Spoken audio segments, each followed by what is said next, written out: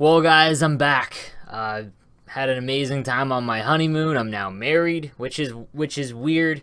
But it's time to get back to video games and some YouTube stuff. So today's video, I want to go over my top 5 favorite things from this year's E3 conference. I watched it on my trip, and this is probably the most excited I've been for a year of gaming than I've been in a long time. E3 the last couple years has been kind of a letdown, where there's been a few good games that I've been excited about, but overall nothing really all that amazing. I need to mention that these are my personal top 5 favorite things from E3 and why I think that they are going to be amazing. So let's get right into it, alright?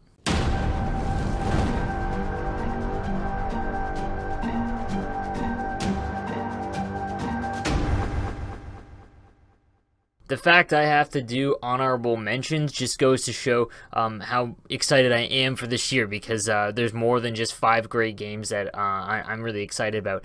One I want to mention is The Crew 2. I was super excited for the first game. I remember when it came out and I got it for PlayStation 4.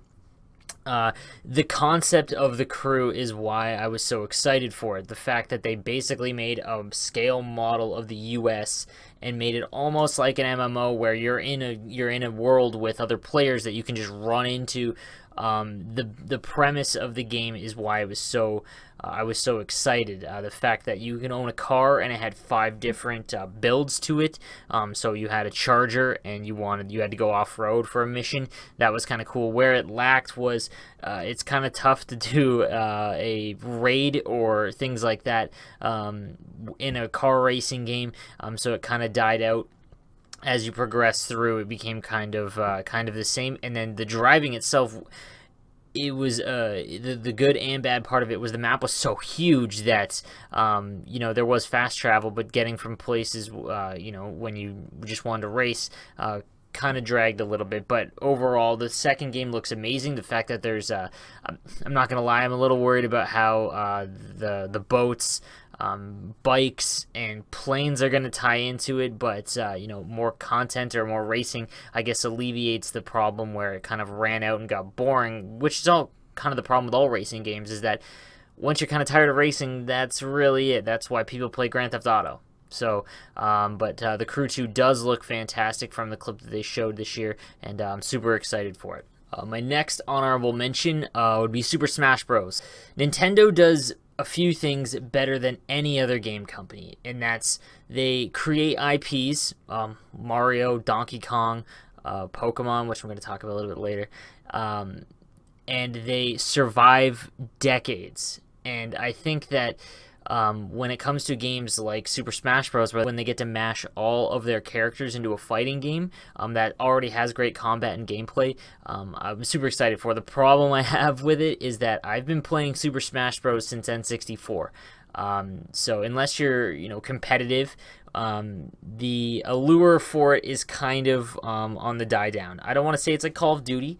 It's just kind of saturated. It's the same thing over and over again. It's very difficult to create new things to make it more exciting, but the fact that they have every single character on the planet in a Nintendo universe, that's fantastic.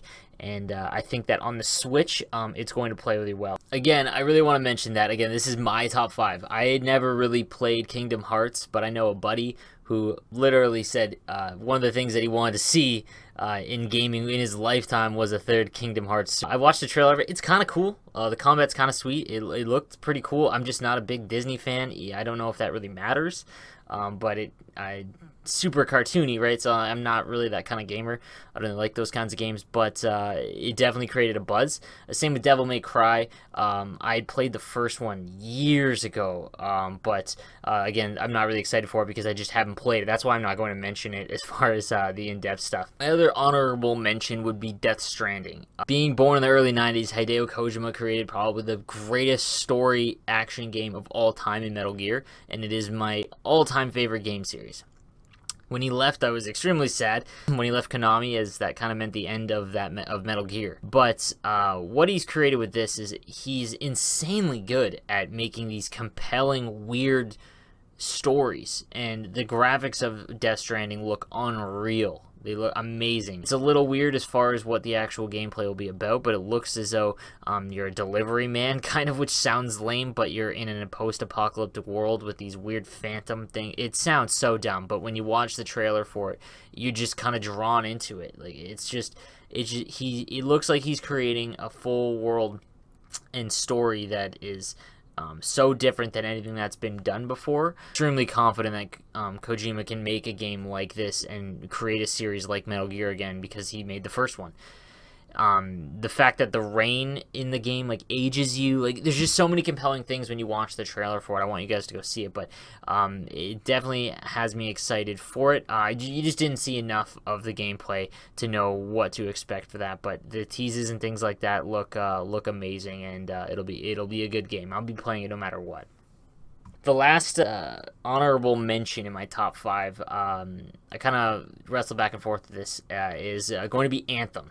So when Anthem was announced last year at E3, I was insanely excited because I was a huge Destiny fan. My channel, my streaming was literally started for Destiny. I played thousands of hours of it, the first game, and was addicted. I was super invested, and then it just faded. And I played all the way up to the second game, zoned it for the first month, like playing hours and hours and hours of the second game, and it lost me, much like almost all of its fans. There's nothing to do to recapture, the grind, essentially. And the thing about Anthem is the same thing with The Crew, what I mentioned with The Crew. The foundation of it as a game is fantastic. To have like an MMORPG kind of thing as a first-person shooter isn't really done effectively. Destiny was the first really of its class. I guess there's Borderlands, but that was really a looter shooter. This one had, RPG, MMO tendencies, and it did really well. Destiny's as a core, its foundation, is a very good game. It just lacks content because you can blow through it so fast. And I think because they have to spend so much time developing the actual gameplay for it, that it's so graphically demanding that it's tough to make content for a game of that size. Anthem looked amazing last year and looked amazing this year. But I feel like it's going to have the same kind of flaws. There's no PvP at launch, which is fine. I think that that's actually kind of cool, because you get to actually focus on the story. But it didn't really go into saying, are you going to be able to upgrade your gear or the individual parts cosmetic with your builds, as far as the characters you choose in the like the mech suits that you have. Do you upgrade like your wristband, or a gun on your side? Those things weren't really answered, so I kind of now am reserved to seeing how well that game's going to do. It needs to be completely customizable. I think that the allure of Destiny was that you would try and find the perfect rolled gun. And in the first game, like the Last Word or Gallahorn, if you played Destiny, there was no way to get it. It was literally just RNG, just random rolls, and hope to God you get it. I remember getting Gallahorn almost at the end of year 1 and losing my shit, much like everyone else did when they got that gun. I hope that there's that kind of aspect to it. It's not just, hey, I unlocked an American flag paint for my mech suit, which would be sick, but like, there needs to be a way to upgrade each individual piece. The story itself looks kind of cool. You're basically a mercenary. I think that the story will be better than what Destiny was, because Destiny didn't have a story at all, and even now they still struggle with telling it. If EA can deliver a good story with the combat and the cool flying around and stuff, I think that they have a really good game. It's just that they didn't show what I wanted them to show at this year's press conference. So let's get into it. Number 5, Fallout 76. So Bethesda announced a new Fallout prequel this year, and perhaps the most surprising part about the reveal was the release date, November 14th, which is insanely close considering the reveal of the game happened this month. For the first time, Fallout's going to be an online game featuring co-op to play in the Fallout universe with your buddies. While this is an awesome addition, obviously I think that adding this to the game makes it fantastic. Fallout has always been a solo game, and I think that many of its core hardcore fans will still play it solo at their own pace. which is great because you're able to do so in Fallout 76. Apparently, you're able to still play solo. It's not just you need to have buddies to complete the game, or it's just unbeatable. Base building is back, which is dynamite, because anyone that played Fallout 4 probably dumped 50 hours minimum into building bases. It'll be interesting to see how VATS work, the combat system, because it slowed things down, and anytime you have a co-op game, it's tough to do that because you can't slow down the time when you're doing it, when you go into slow mode, so that'll be interesting to see how the co-op works with it. Number 4, The Division 2. When the first game was announced, I was extremely interested. I pre-ordered it, played the beta, stayed up to like 3 a.m. Eastern to play it at launch. The grind of the level cap was the best part about The Division. The story, there was enough story there to keep you interested, and the graphics were great. The combat, for the most part, was fun.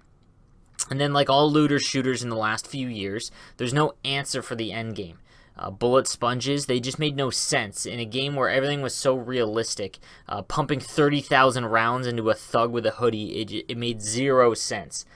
The teamwork required for the first few encounters is why I'm still excited for The Division 2.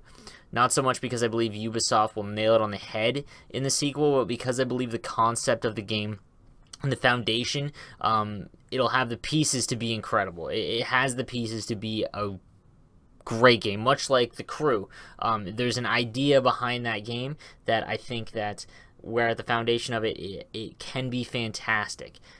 If they can create the same, if they can create some mechanics for boss fights where instead of just shooting a guy, you have to, blow up barrels, like simple stuff. Like, it doesn't need to be insane, but something other than just shooting, and they continue with the decent storytelling, I think they have something.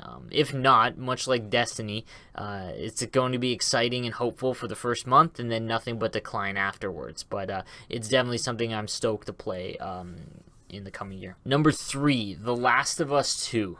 I'll admit, I didn't play the first game until I got my PS4. I never played it on the previous console. That was almost 5 years ago. I played it once. That was it. Now, the amazing thing about The Last of Us is that it's a dying breed in gaming. An epic solo experience that requires no PvP or DLC to be great is something that is almost non-existent now. Naughty Dog drilled it out of the park with amazing storytelling, compelling gameplay, and fun but not repetitive combat. The trailer for the second game was a 10 out of 10. That kiss thing was a little weird, but from the short story it was showing, it meshed oddly well. But the best part about the trailer was the combat. It looked unreal. Storming the enemy compound using stealth after detection and having to figure out ways real time to fix problems, like finding an arrow in a dead guy that's, and then you have to use that one arrow for your one shot to kill a guy, and then dodging an axe, then leaping up a ledge to go back to hiding. The in and out, coupled with the awesome suspense when you actually had to fight, was perfect. If they can create even 75% of the story they did in the first one, we're looking at the beginning or middle of an all-time generational RPG story game. Number 2, Resident Evil 2. Anyone born in the early 90s had to be blown away with this. RE2 was a childhood favorite of mine. I can remember being 8 or 9 on my PS1 with my buddy trying to figure out the epic puzzles or trying to somehow survive the liquor with 6 bullets for my gun.